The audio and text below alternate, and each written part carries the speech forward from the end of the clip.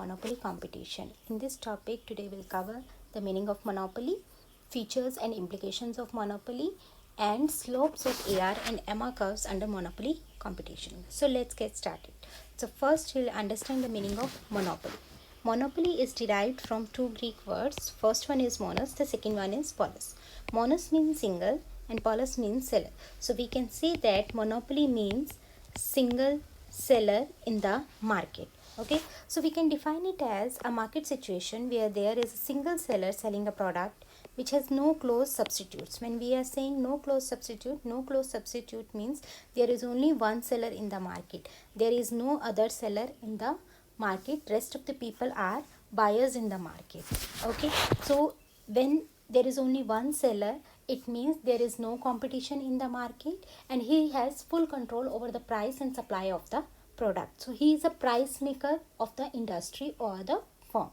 Okay, example we can take here is railways in India, or second example we can take issue of currency by RBI. Okay, this comes under these are the examples of monopoly competition.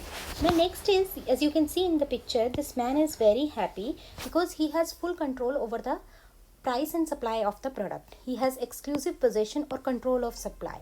Rest of the people are very sad because they don't have any option. They have to buy from the monopolist only because of only one single seller. So let's understand next the features of monopoly. The first one feature is single seller. Under monopoly, there is a single seller selling the product. As a result, the monopoly firm and industry are one and the same thing. So the implication for this feature is that monopolist has full control over the price of the product. Okay, now second feature is no close substitutes. When we are saying that no close substitutes, it means there is no competition. So for this feature, the implication is that monopolist need not to face any competition in the market because he is the only one seller in the market. Firm and industry, he acts as a both. Okay, now third one is the price maker. Price maker, in case of monopoly, firm and industry are one and the same thing. So firm has full control over the industry output. As a result, monopolist is a price maker and fixes its own price. So the implication for this is that it can influence the market price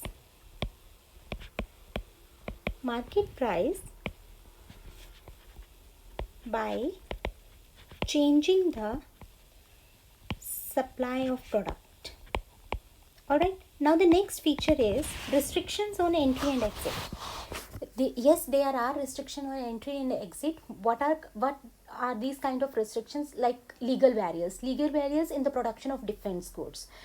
Government cannot allow or permit anybody to produce the defense goods like guns, bombs, weapons, etc. The second one is institutional barriers. Institutional barriers like state monopolies like electricity and water supply.